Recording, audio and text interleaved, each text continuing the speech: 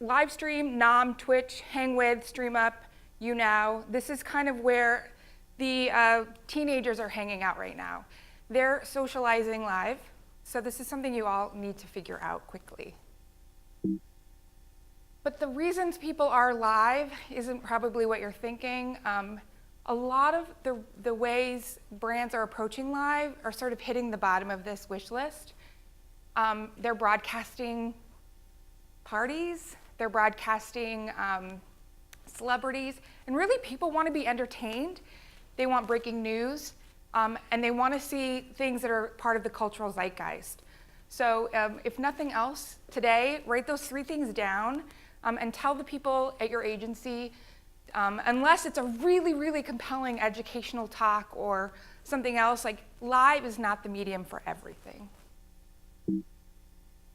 So we have a white screen. So I'm not up here to pick on brands, so you'll notice that every brand is scrubbed out with a little hatch box. But 14,000 people were already watching when this went live. Do you know who that is? It says it right underneath, President Obama.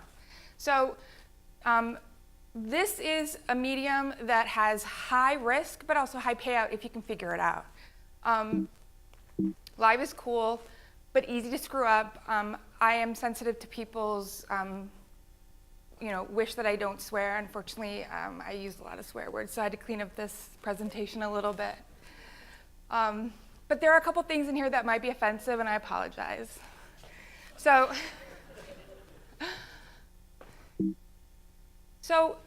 if you follow anything live in social media, you will know that BuzzFeed does it best. So before you go live, go check out what BuzzFeed's doing. But one of the things that I absolutely love is their little kitchen, little live, whatever.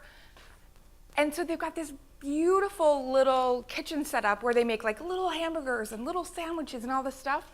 But the one thing they always cut out is the interesting part. And that's the part that's below the screen that you can't see. Like how are they chopping up those tiny cucumbers? Like I think that's actually an interesting part of the story. So if you're going to go live, always maintain in-frame interest, and that means not decapitating people, but it also means not taking the interesting stuff and putting it out of the screen. Most of the live products are actually vertical, but this clearly was horizontal. And again, not here to pick on people, but this was live during the Oscars. And you have to ask yourself, if I'm going to be a brand that goes live during a cultural event, the people who are watching what I'm doing in a social feed are probably second screening. And the last thing they want to do is watch other people second screening. So if you're going to take the route of being part of a cultural zeitgeist, make sure that you keep it at a minimum loosely scripted. So what happened was there were all these really cool people hanging out at a party, and nobody was doing anything.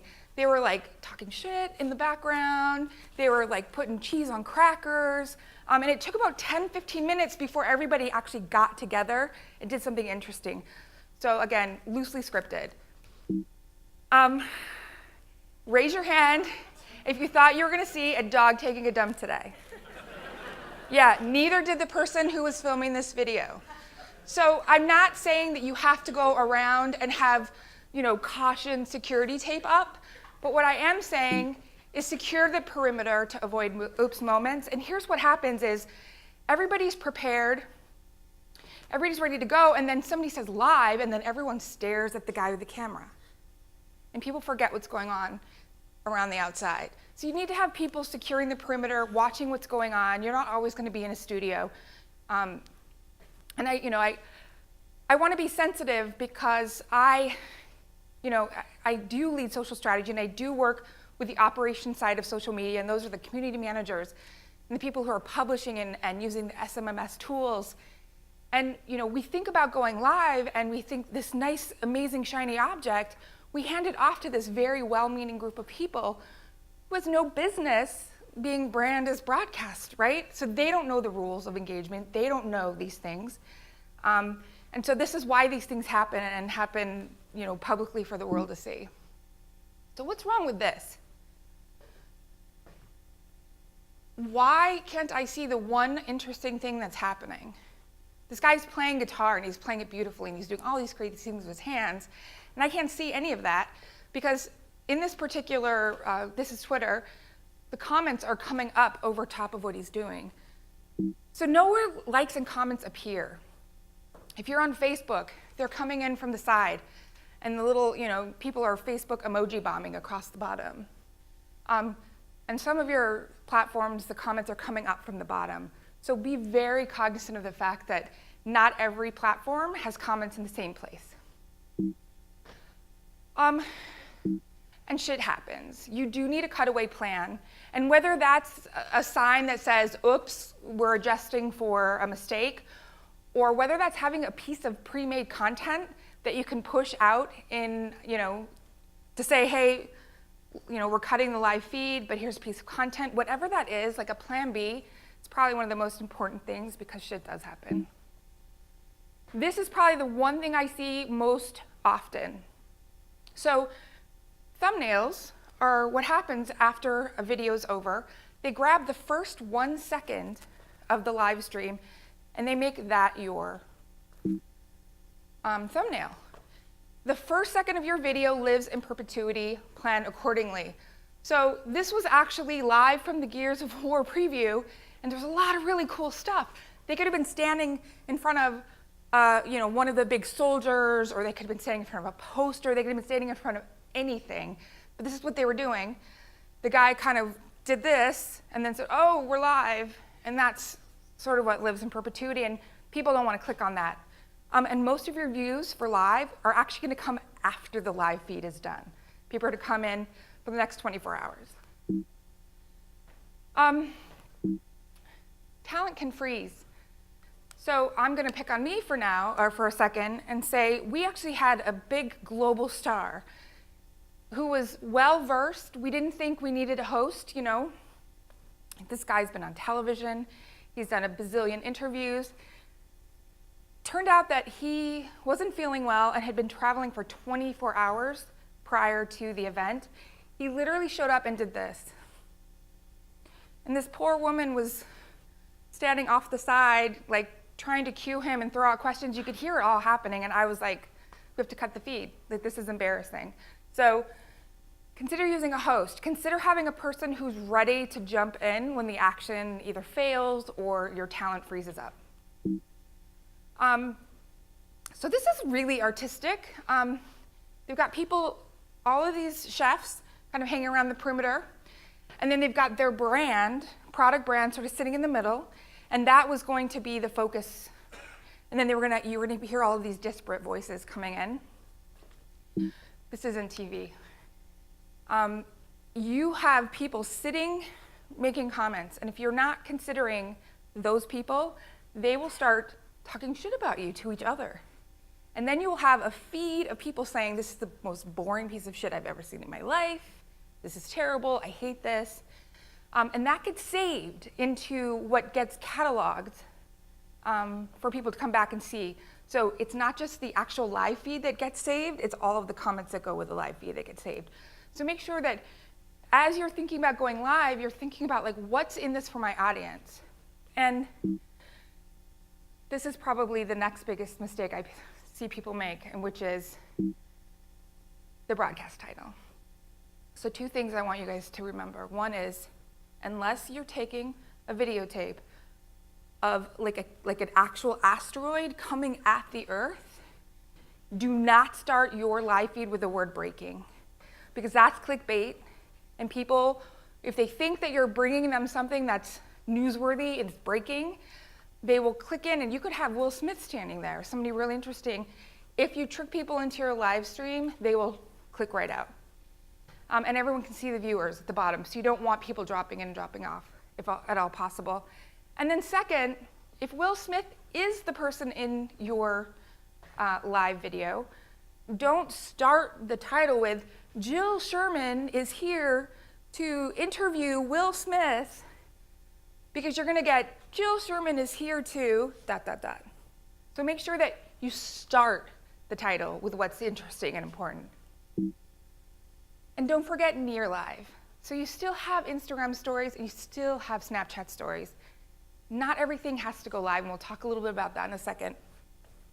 You do have more creative freedom within your live, which is I taped it 10 minutes ago, and now I'm going to put it live.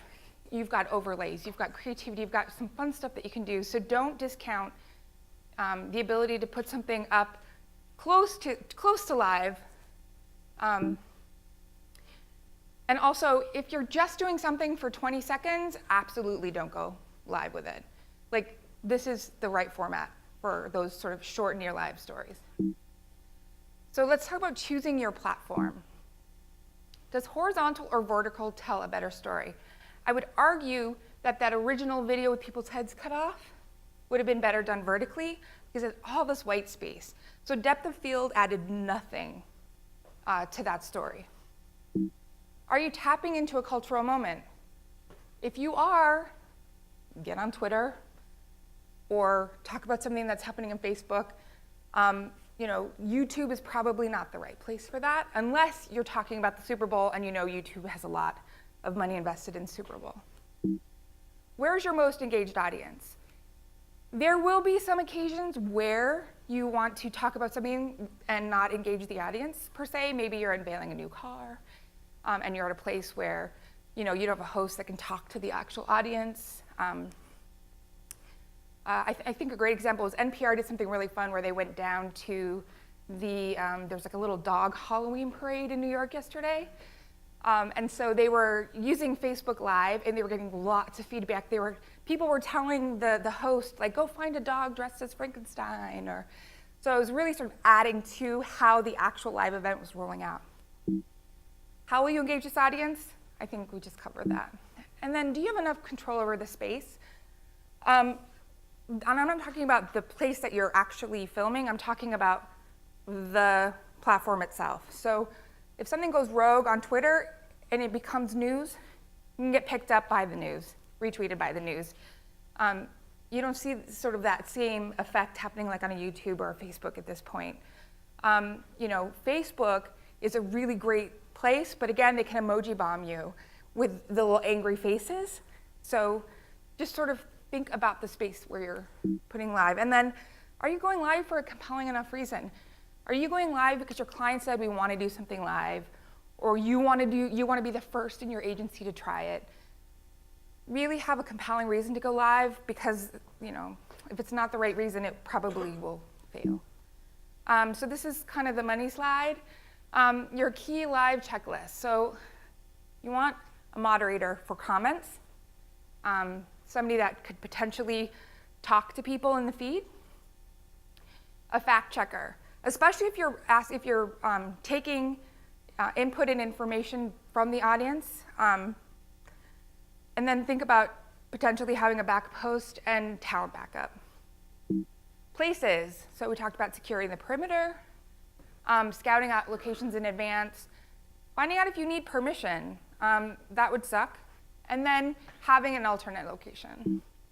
Things, have a Wi-Fi hotspot, have a backup battery, have a backup phone or camera, and have backup content if the feed fails. And then pre-planning. Let's have a fan engagement plan. Let's make the audience part of this live event. Let's promote this in advance. Don't think that you can just put it up in the feed and everybody's going to suddenly miraculously appear. Have that last frame plan. So that first second, remember, lives in perpetuity. Have a plan for that, and then have a cutaway plan in case something goes wrong. So my 3 key takeaways for today. 1, no dead space ever. This is live. It needs to have energy. Give your audience a role. And lastly, know the platform nuances. Going live is very different depending on where you are in the social space. And that's it.